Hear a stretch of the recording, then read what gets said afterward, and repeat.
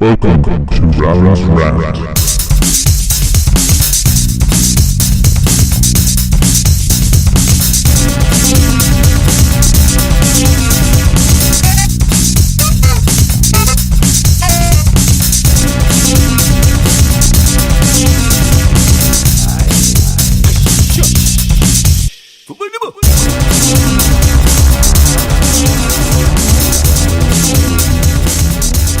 Hello, welcome to podcast number 2. I'm your host, Richie Allen. Today I am joined by Tom Gleeson, the owner of Bunsen, which is a popular eatery based in Dublin that has grown from strength to strength since it's opened in 2013. First of all, Tom, I must ask you, how are you getting on today? I'm doing good today, yeah, can't complain. Good. Well, even I was chatting to you on the way up the stairs to the library, and you were saying you haven't been back here in a while, and I'm just wondering if you could describe your experiences here in St. Michael's as a past pupil. Yeah. How did it shape you kind of as a person? So I left here in 2003. I had been here for 14 years, hard time, since I was 5 or 6, I guess. I was junior infants all the way up. Started in, does that make me start, I think, in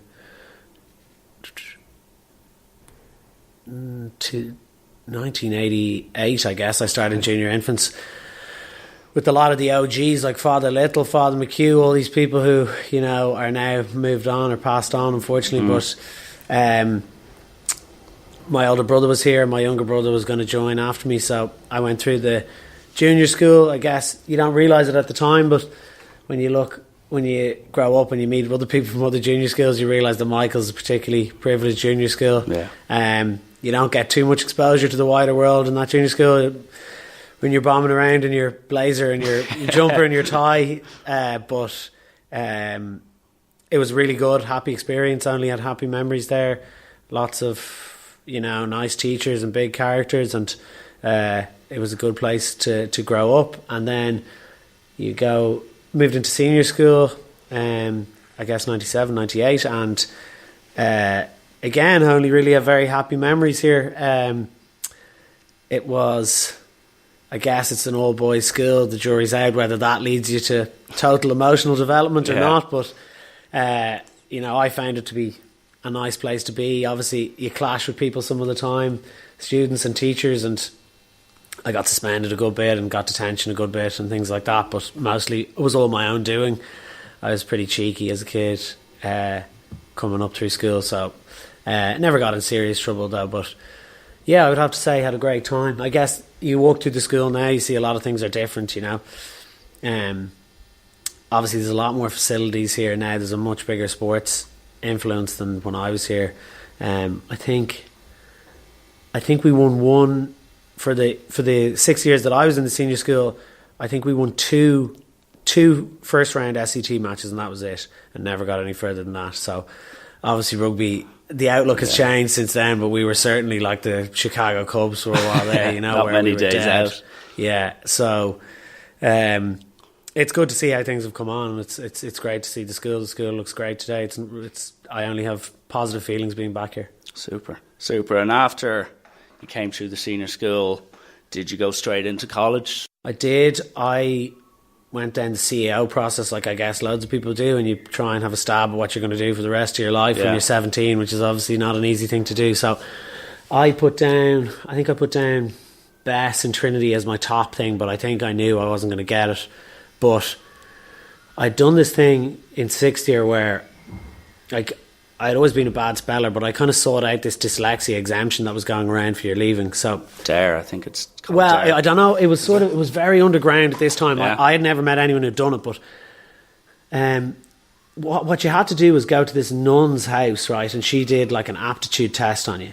Okay. And the aptitude test was across the 10 things, like your spatial reasoning and your verbal reasoning and all of that. But then there was a spelling section, and I think if you just took a dive in that spelling section, you were deemed dyslexic. Okay. I think you had to do well in the other. You couldn't be just stupid across the board, and you were just stupid across the board. Yeah. But if you did well in everything except spelling, you were deemed dyslexic. So then that gives you like extra time in your leaving, coloured paper, all the perks you can possibly get. So I'm sure that helped me. But then I still didn't get enough points in my leaving to get into best. So I was like, okay, I'm not going to get this. Not the end of the world. I think my next choice was Commerce and UCD, and I would have got that. But then the offers come in the CAO, and they say, "Oh, you've been offered best." And ultimately, I realised they have to fill a dyslexia quota in these universities. So I got picked up by that, and then I was into best, which was good. I was really glad to go to Trinity, but the course was probably beyond me a bit intellectually. Like, I couldn't crack the maths, I couldn't crack anything. So like, I got into best. It was really nice, good to be in Trinity, but I just failed the exams, just constantly. So I failed first year, had to repeat the summer. Then I failed second year, had to repeat the summer, failed that, had to repeat second year, failed the summer. So I had to compensate then.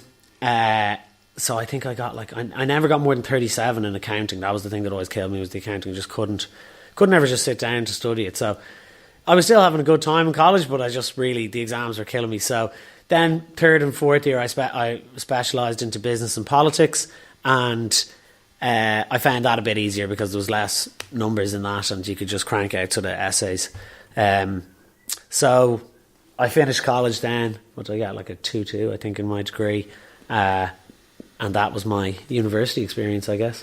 Like you were saying, like you were failing constantly. Was that down to a fact that you didn't enjoy your college, or was it just the academic side of it you just could not keep up with? I don't know. I felt that when you come out of school, whether this is true of St. Michael's or all schools, it's so structured in school. You know, you get your homework and you're given a deadline on it. The freedom that university provided me with just killed me. You know, it was just like, this essay is due in 6 weeks. That means that was due never, that essay, you know. So exactly,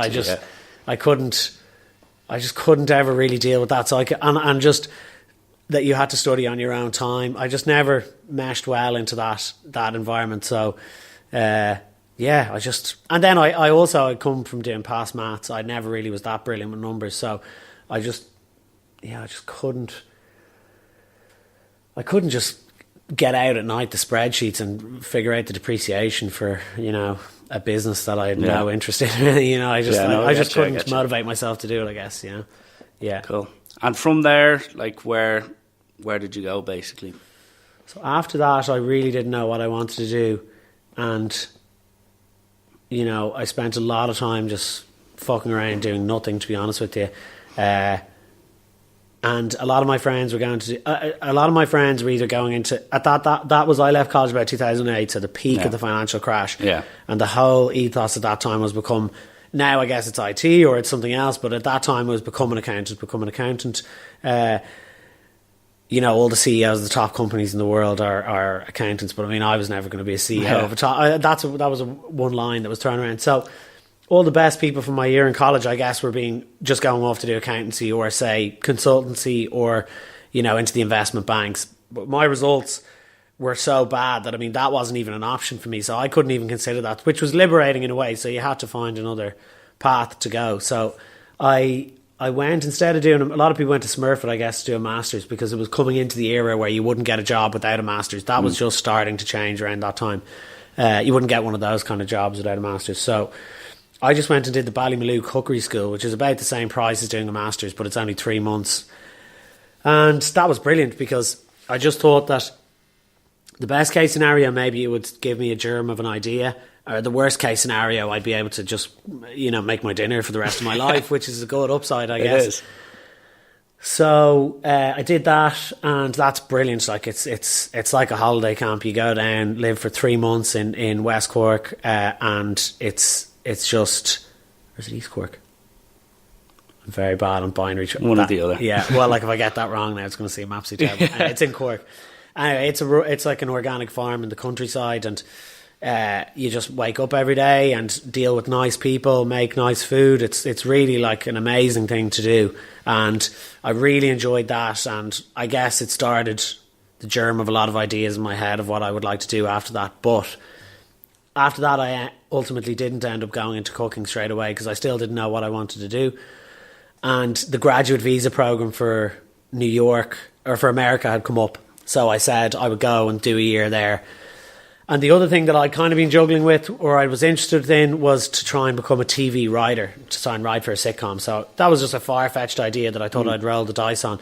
So I went to America and tried to do that for a whole year, working unpaid internships, I guess, something that's, at that time, coming out of the financial crisis, an unpaid internship was not a common phenomenon as it is now, whereas I guess everyone has to do them now, and it's like obviously a bad thing to do, but I was doing those at the time. I knew that was part of the process, particularly in America. It was much more of an American thing, but I just worked them in low-level production companies, just spend the afternoon deleting videotapes or something, just crazily inane bullshit jobs. Yeah. And then you spend your other time writing scripts for existing TV shows that you then send off as spec scripts of your work. So you write a script for, the US Office, I remember I wrote a script for, Family Guy I wrote a script for, and you just keep drafting and drafting until you're happy with it, and then you send it off to try and get picked up some agent. But I mean, the thing about, in Ireland there's always somebody you can get to, particularly when you go to a school like this, that you can say, how do I do this? Or someone has gone down that path before you. But that whole process was just like a massive brick wall. I always felt like when I was posting, I used to post off all big bundles of scripts to these production companies and all sorts of different coloured envelopes and things to try and get their attention. But I just always felt like they were just, the machine that shreds Christmas trees. Like, you may as well have just been throwing them into that. Because I never made one bit of progress over there. I did all the work and I tried to get creative about how I contacted people. I remember, like, for NBC, getting the guy's name there who took the spec scripts, and just you try 100 combinations of his name with at NBC.com, and I could, like, eventually I got through to him. He was like, you can't keep doing this, and he said you got to go the other way and get. Again, I just another brick wall, but it was a good exercise in perseverance. And all the time I spent in college not doing essays, it was kind of like I was now doing that, but I had actually put my time and I gave it my full attention. So I really enjoyed that. And then on the weekends, the odd place, I would pick up a bit of kitchen work here and there just to, because I was curious about that. And the whole time I spent in New York was in eating in like the best pizza place or the best southern barbecue or the best hamburger place, of which there's so many good places in America. It's so far ahead of us in that respect. So I was really it was really building in me a frustration of saying, why can't you get this in Ireland? I wonder why. Is it the quality of the beef, or is it, what's the reason why we can't just get this standard? We should be able to. So that idea then was sort of germinating in my head. Okay. Yeah. So, like, keep going with my life story? Yeah, keep shooting. Yeah. So, like, obviously that would have... I'd say one thing I would ask you about your trip in America, like, what real lesson did you learn from that obviously proved vital in starting up Bunsen, I'd say? I don't know. Or was there one? Yeah. I feel like persevering in an industry where you have no one else... Like, when I ultimately started the restaurant, I didn't really have anyone I could ring and be like, how do you acquire a lease, or, how do you deal with, a grease trap or some really bespoke restaurant issue. So I was just used to sort of just going it on my own and just trying to figure things out for myself a bit. That was probably a big thing. But I guess living in New York or living in a big city away has intangible benefits that you can't really pick up. I guess it broadens your horizon in a way that you can't quite put your finger on. It's what I would say to people if they were asking me now, younger people saying, should I go and live in this city for a year? I would say, yeah, it'll stand to you and you won't realise it. Well, yeah, I definitely do think it is important to go abroad. Like, everyone who I know personally who has gone abroad that, like, goes to the United States or goes to Canada, they always seem to come up and come back and have an experience to say or something they've learned. Well, like, I do think it becomes a bit, I don't want to say boring, but there's only so much you can get from Ireland in your younger years, especially when you're going through college. I feel that when you don't know exactly what kind of career path you want to go down, I do definitely think, as you were saying, to get away for a year is actually really worthwhile and beneficial. Yeah, no, I'd recommend it for anyone, sure. And then after your trip to the US, did you come back home straight away? Yeah, I came back home straight away, and I had also been, throughout this time, I had been watching... I had always kept my eye... I didn't really know about food, which way you'd like to go. Would you like to do a volume business like burgers and try and make a really good individual burger, or try and start a big restaurant that was fine dining and try and go for, all the accolades and everything you could. Michelin stars. Yeah, Michelin stars. I mean, I don't know. That's something that's going to be not easy to get. But I'd always watch this guy called Heston Blumenthal, who was an English chef, and he had this 3 Michelin star restaurant called the Fat Duck. So I'd sent him, and the letter I sent him would have been very much of the type I'd been sending production companies. Like, I had really practiced my opening paragraph, compliment the guy, massage his ego. Second paragraph, tell one sentence about you. I had that ass-kissing letter polished really well. So I sent that off to the Fat Duck, and they said, right, you can come and do a trial here. So when I came back from New York and my visa was finished and I hadn't become a TV writer, I went there it's just outside London, just beyond Heathrow, in a nice little village, and you go there and it's like a restaurant with 45 seats, but it has 45 chefs working on a night. Wow. So the people pay, like, I think it's 290 sterling for their dinner, and that's 18 courses over the course of 5 hours, including some mad shit. Like, one course you get you get a set of headphones that plays like the sounds of the seaside whilst you eat the food, which is like a fish dish. So it's very much, people say experimental or molecular gastronomy. Others would say just catering to the jaded palates of rich people who've had every other experience. But either way, really interesting place to work. And at that time, it was, pretty widely regarded as the best restaurant in the world. Now, that is so subjective, but in that fine dining Michelin field, it was seen as that. So you were going to work in a place where, the people there had massive ambition and they were the best in their field, so to speak. So just doing that in any industry, I guess, is good, because you see people, working extremely hard and extremely high standards. But it was really hard work. Like, you were there at 6 a.m. and you usually finished at around 1 or 2, and then you're back into work and you cycle like that. So, and the work could be anything from like plating up dishes for customers, which they let you do eventually, to all the way down to, like scale 25 salmon, which could take you like 6 hours just scaling salmon into a bin bag. So it's sort of monastic in that respect, in that they would say that, like, and there's an element of truth in this. After you've scaled salmon, 6 hours a week for 6 weeks, you have a pretty good understanding of a salmon, because you've held it in your hands, you've seen. So that would be their argument.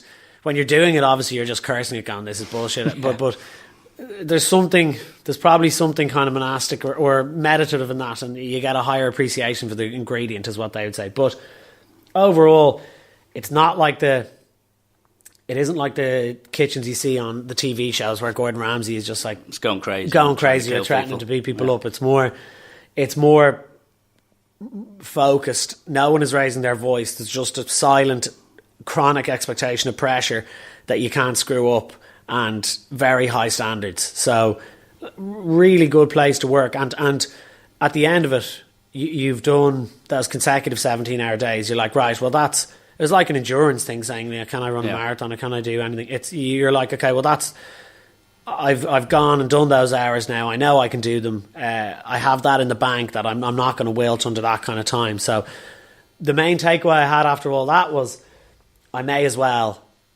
just do that for myself, because I read Heston Blumenthal's book at the time, and the opening chapter is like, I worked for 2 weeks in one of these kitchens, like I was doing at the time. And he was like, and then I realised I could learn everything from books. So I was like, this is a fallacy, because I'm working for free for him at that time, Yeah. So of the 45 chefs that are working, about 10 of them are just there for free, trying to get full-time jobs or just trying to get experience like I was. So I just thought that was a bit of a hypocrisy, that he had said, I don't, this is like the unpaid internship things, you know what I mean? Like, did the people who found those companies work the same length of unpaid internship? I don't know. Probably not. It's tough to swallow that, So... Right.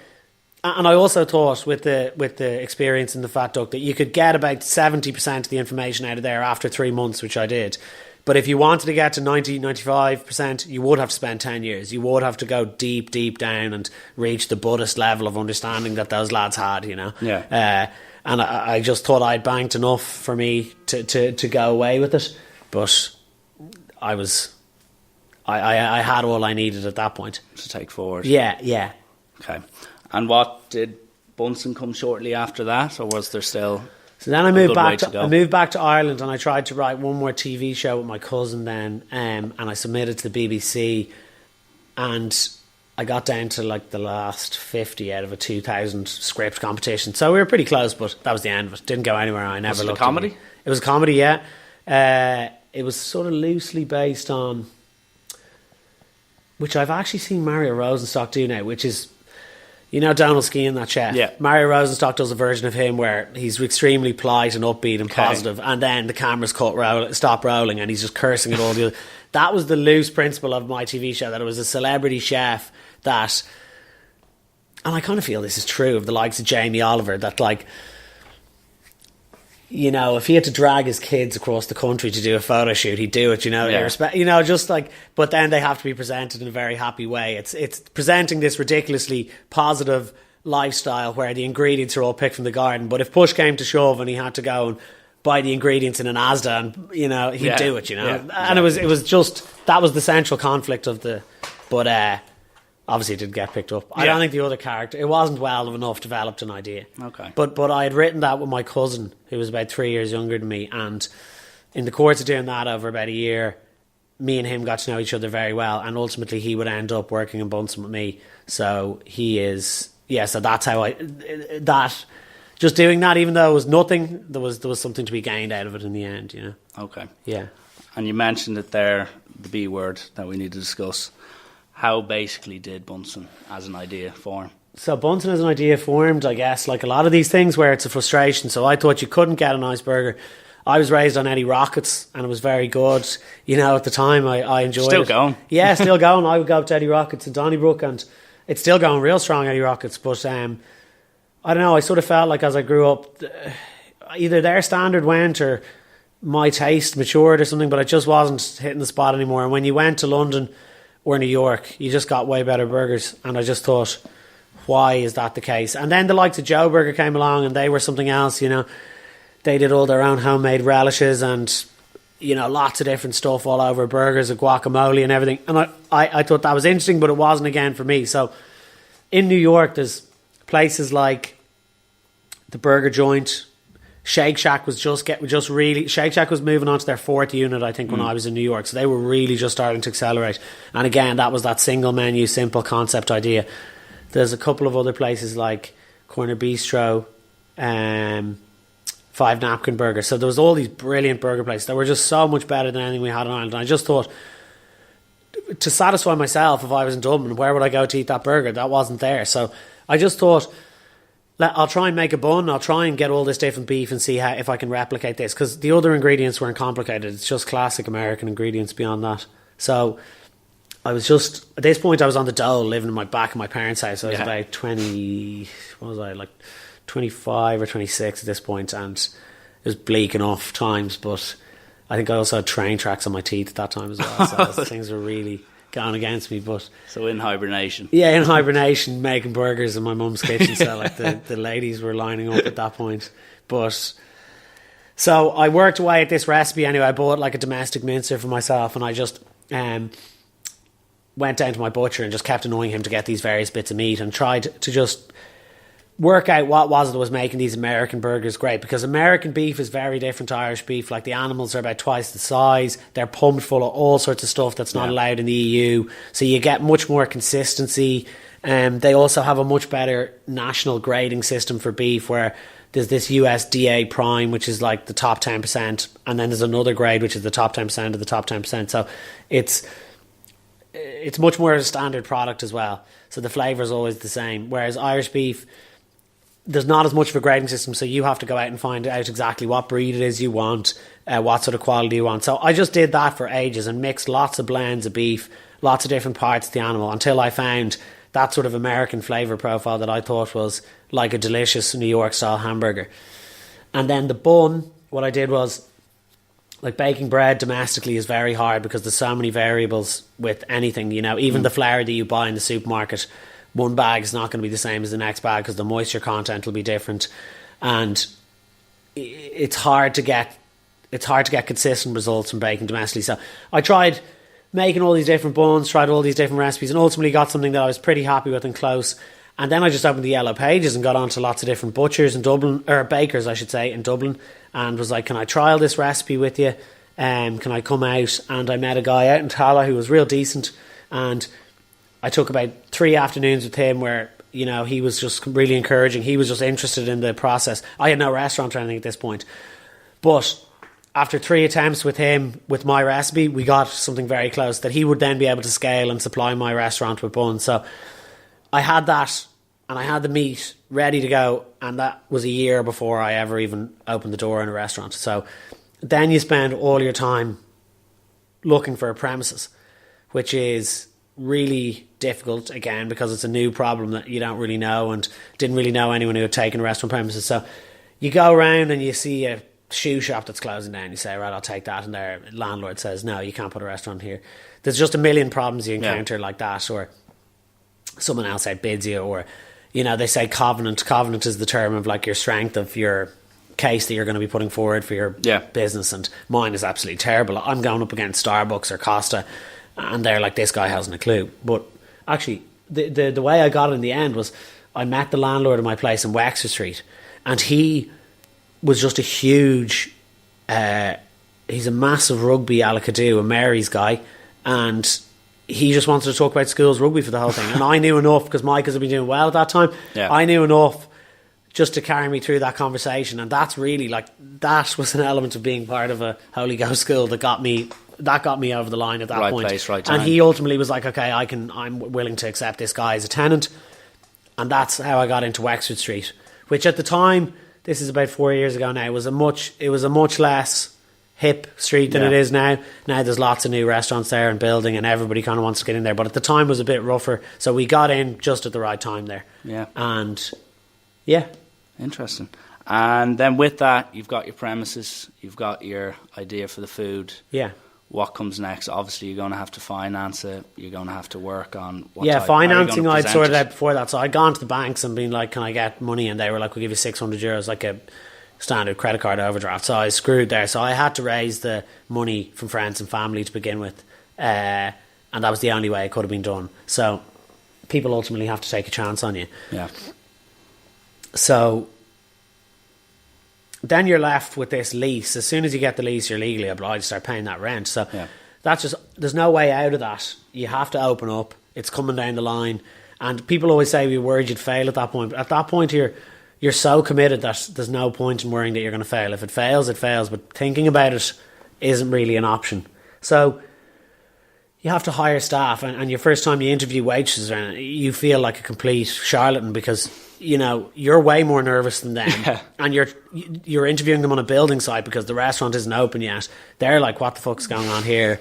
So, you know, there's a million of those decisions every day, decisions you're making for the first time, or situations you're faced with for the first time, and you really don't have a clue. Because I'd never run a restaurant before. You know, I'd only had some experience in more fine dining kitchens, but at that point, my cousin came and worked for me. He had just left his job as an economist because he was sick of it, and he just started working in the front of house on the very first day.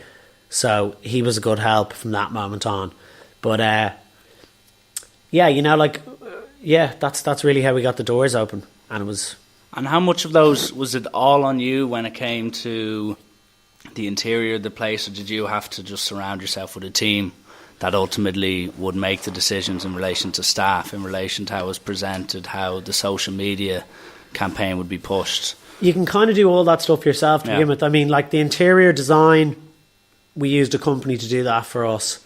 But like when it's your first one, you're there every single day with them, and you're governing a lot of their decisions. So yeah, you do get a small bit of a team, and you've got a builder and that kind of thing. But you're just really muddling through in a way, because you don't know. I've never... You know, now when I look back, it's hard to believe that, like, naivety gets you so far because you don't know the problems you're going to face. But it's hard to, it's hard to believe that I did it in such a disorganized way, right, you know, or with such little knowledge. So, but you know, people are more likely to help you when you're in that position, you know, where you don't know anything. Okay. And was there a stage initially, because I could imagine, as you said, you weren't hugely like nervous or thinking of the negatives when you open it, but like, was there a challenging point. I'd imagine the first 6 months, like a few of the people associated might have had maybe a bit of doubt about it, but like, was there any noticeable challenges that were presented in front of you that you were kind of thinking, Jesus, I didn't expect this to happen? I remember before you opened, you obviously get the standard little bit of Irish begrudgery where people are like, oh, I don't know, it's only burgers, or you got to do more than that. You have to do a chicken burger, or how's it different to Eddie Rockets? So you have to try and overcome a bit of that negativity to begin with. And then when you open, like, I knew my break even. I knew I didn't have to sell a crazy amount of burgers. I just had to sell a certain amount and we kind of hit that from the first week. So it was never losing money. It was always making money from the first week. So that lets you breathe a little bit easier, for sure. But there's times in that first, we opened in June, and then it was one of the hottest summers ever, and people don't really come in to eat burgers, or they'll cook them at home in their barbecues on a really hot day. So you're definitely standing there and there's no customers coming in on a Saturday because it's a really hot Saturday, and you don't have you're not experienced enough to know, well, this will pass. You're looking at it minute by minute and panicking every minute at that point. But after a while, after about coming towards the end of that summer, around October, November, I remember we started getting really good reviews and things like national newspapers and a couple of blogs, like that blog, the Love in Dublin thing, which is now an insane, pretty crazy. It covers absolutely everything. It's huge now, like. But at the time, it had real clout in terms of food. They only did food reviews, and it was really, when it was at its peak, it gave us a glowing review, and that really accelerated our business, more so than anything, more so than a review in the Irish Times or Independent, and that pushed us on. And then we really just gathered momentum by word of mouth. Like, I did all the social media, myself and my cousin. We just used to try and think what would be interesting or cool to begin with, and put stuff up and do kind of cool competitions if we could. But after about 8 months of being open, there was pretty much a queue at all the busy meal times. So lunch and dinner almost every day there's a queue. So we kind of just said, right, let's stop doing anything social media, because we're just pushing people into the back of a queue. So it's only going to drive them mad if we're like, come on in for a burger, and they can't get a seat. So we just parked that, and that's kind of where we are. So it's interesting how you'd say. So obviously now with anything that's starting off, whether it's a person, whether it's a business, social media now is just crazy how important it is. So, like, do you still see that as a huge priority now that, even I know you have opened new locations, but is there less of a pressure on you to just promote, like, your menu, promote your new shops? I think it's important to notice that, to note that a food business is a very easy sell. Every business is trying to sell itself on social media, but people talk about food so much, so it is an easier sell. But what our broad philosophy would be, kind of like how the Facebook algorithm works, in that, like, organic reach in Facebook is one of the biggest things. So if you have 1,000 followers and you put up a picture, does the algorithm of Facebook let 10 of them see it or 250 of them see it? That comes down to how good the stuff you're putting up is. We have really strong organic reach because we don't put up crap. If you put up loads of pictures of a cat saying thank God it's Friday or something, and you just do that every week, the algorithm will just push you down. It won't let you get to people.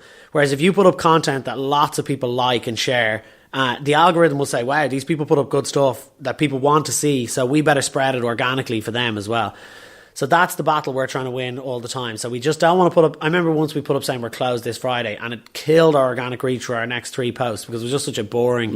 But it was an important... So we were like, right, we'll never do a piece of information like that. But if you put up a post saying we're going to be opening a new store, people are always interested in that, and they share it. Or, we're going to be giving free burgers away because it's a new store. Like, that always spreads like wildfire. And then the Facebook algorithm is looking at you saying, wow, these people share good stuff, it'll be for our benefit to spread this around as well.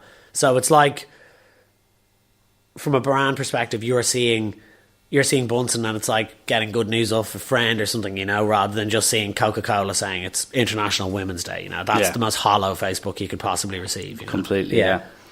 And with that, what strikes me there is, you were saying when you were working in London in the Wild Duck that it was just an intense job, and you'd basically just be slumming it out, not so much slumming it out, but just working. Are you in that position still now, or do you have time off? Do you have any other passions, or is it just purely 24/7? No, I've got good time off now. I mean, we opened a place in Cork last week, so building up to that, your time is definitely eroded a bit, and sometimes you would have a couple of weeks that are quiet and then a couple of weeks that are busy, but no, nothing like for the first sort of say 4 months, every waking hour. I think I went to one christening that was like an hour, and that was 1 hour that I took off. And I remember for the first 4 months, that was really the only moment I really wasn't in bed or in work. So there's nothing like that, and I can't ever conceive of a time where it'll be like that again, because you're literally standing there cooking burgers all the time, and the problems are just building in your mind, and you can't do anything about the problems because you're cooking the people's burgers. So your to-do list, you add 30 items to your to-do list a day, and you solve 5 in those 4 months. So it took about 6 months to turn the corner where the to-do list wasn't growing anymore and you were actually starting to reduce it. Maybe not 30 problems a day, but there are 10 things a day being added. So, it's because I travel a bit more now down to Cork. We opened there. It's much more chill. Like, to be driving in the car thinking of your problems versus cooking burgers and trying to think of your problems. It's not as much flat to the mat as it was ever. Okay. Yeah. And your job changes every 3 months, So you're doing HR now, and then you're doing marketing the next month, and then it's really, you have to try and cover everything. Okay. And you're saying there you've just opened a new restaurant there in Cork, and basically what is the future of Bunsen? Where do you want to see Bunsen in, say, 5 years' time? I don't know. Yeah, people always ask that. We don't really have a good smart answer to that. I see always in the media people come out, like Eddie Rockets came out and said we're going to open 90 restaurants or something, they said, next year. And I remember 5 guys said they were opening 10 restaurants. It's crazy to commit to that because you don't know if you can deliver that. So our only strategy is to keep opening restaurants in good locations. That's like going fishing. You might catch 8 of them next year. You might only catch 2, but for now, that would be our plan, to keep opening Bunsens in good locations, so long as it's still good crack to do so. And I find it interesting and fun, and you meet lots of good people. So they're the only 2 metrics I have, is just trying to keep opening them while it makes financial sense and while it makes lifestyle sense, that it's still good fun, and I find it a good, interesting thing to do. Cool. And have you had to adjust any of your marketing or your plans, because it's, especially in the last 5-6 years, I could be wrong, but I'm just basing this off, like places like Tolteca have kind of taken over, places like, Five Guys has recently opened, Wow Burger now is a few places. Like, it seems to be an ever-growing trend that there is going to be more and more specialist kind of eateries or restaurants that just basically give you something very simple, whether it's chicken, burgers, etc., and they're just basically going to try perfect it. But what I'm trying to say is basically, how do you keep that perfection going over years and years of time? Yeah, I guess, when you look at McDonald's, I guess the biggest thing they suffered was that problem, that they moved way too much towards standardization, that the product doesn't feel like a real product anymore, Yeah. So we've tried to avoid that as much as possible. Like, we mince all of our own beef in each restaurant every single day fresh. So there's no one really doing that. Even the likes of the other burger places, they can't bear to take on that as a cost of labour or just the sheer hassle of it. So that gives us an advantage in that respect, that each burger is being handmade. It's not machine made or anything else. So you really feel, and the truth is, you feel that our buns aren't made by a big manufacturer. So, each product is going to be slightly different because there's still a human making it at some point. So I think that's a real point of differentiation for us there. Definitely when you scale up, you'll encounter a lot of problems. But that's just the nature of any business. You just have to take each of them as they come, I still think that, if you were to put a burger in front of me from when we opened and a burger now, it would be very hard to tell the difference. Okay. And that's something we really will fight to keep. Obviously, an outsider, a consultant would say, move to a central kitchen, stop making your burgers in each restaurant. But for us, that the loss of oversight and quality that would lose for us would be just too substantial. Okay. And probably the last thing I want to ask is, like, you've basically told us what happened from day one there, from junior school all the way up to now opening up your fourth. It's your fourth? The fourth place, yeah. And like one thing that strikes me is that, you know, you had your ups and downs, you had your different experiences, but it might be hard to put into words, but how would you, being a successful entrepreneur, like how do you think it would be best to encourage that at a young age, or perhaps, you know, promote it? Because I do feel that a lot of it, especially in school, moving to college, as you were saying, it's very just kind of, you're just pushed. You never really get to experience a true bit of independence, in my opinion, anyway. Yeah, I know what you mean. That's a tough one, I guess. I remember, like, I studied business studies in school, and it was very academic. I don't know what the curriculum is like for it now, but it was sort of like one of the questions on the short questions was like, name 5 characteristics of an entrepreneur. And you're studying that exam, and you're trying to remember, going, you know, like, you know, likes risk, you know, time management, all these crazy things, and you're just reeling off a list. Is that going to make you a better business person or a better entrepreneur? No way. You know, learning off a list of characteristics of an entrepreneur, it's that's the thing that really stuck out. So what I would say is that you'd be way better off to try and say, look, everyone set up a company, here's €20 seed capital, let's see who can come back at the end of the year having done something with this. Whether you had some spectacular disaster or, you know, you turned it into €100, that would be the way to do it. So more practical. I know there's like organisations out there, like Froga and places that do this, but, you know, within the school, I don't know if there's anything going on like that, those sort of small business clubs, but that would be something, I mean, more practical. Because for having studied BESS and studied business for Leaving Cert, you know, there's no instruction of how do you go and, you know, incorporate a company. You know, that's the very first thing you have to do on the first day of business, and that's the one thing you're not taught. So there's lots of administrative stuff like that you practical advice that could be better. I don't really have an obvious solution to how you embed that in the curriculum, so I just think I can only, like everybody, pick out the problems but not give the solution. I'll leave that one to the business teachers to pluck out.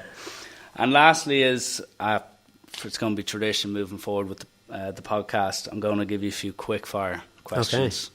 So feel free to do your best here. So I'll kick it off with your favourite food sauce. My favourite food or sauce? Or favourite sauce for a food? Yeah, favourite sauce for a food. Oh, that's tough. Favourite? That's really now. I would say it's got to be ketchup, I suppose. Okay, classical. Yeah. Your favourite St. Michael's teacher? This could be controversial. Favourite St. Michael's teacher? Jesus, that's very controversial. I could definitely list the ones that I didn't get on well with. I always got on very well with Anne Harrow, who's my Spanish teacher. Thought Dave Wilson was a very good teacher as well. Always did stuff that was outside the box. Yeah, mostly I had great experiences with the teachers here, you know. I'd say they would say I wrecked their head, but I mean, that's probably the nature of the student-teacher relationship. Yeah. Apart from Bunsen, what do you think is the best burger in Dublin? Apart from Bunsen, what do I think is the best burger? I was raised on the Elephant and Castle burger, which I used to always go to as a kid, so if I was ever going for a burger outside Bunsen, I would normally go there. Their Elephant burger is very good. Yeah, nice spot. Night in or night out? Night in or night out? Yeah, I'd say probably a night out. Nice. Yeah. And your favourite film? My favourite film? That is very tough. I guess I'd have to go for a classic like Dumb and Dumber. Dumb and Dumber. Yeah. Asking questions or answering them? You'd have to give me more context for that, but no, I'd need probably asking. Okay. And last but not least, sum yourself up in 3 words. Oh, fuck. That's 2. That's 2. 3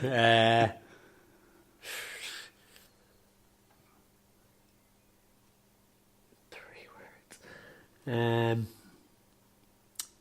Realistic, not pessimistic. Fair. Yeah. Anyway, that pretty much wraps it up. Can't thank you enough, Tom.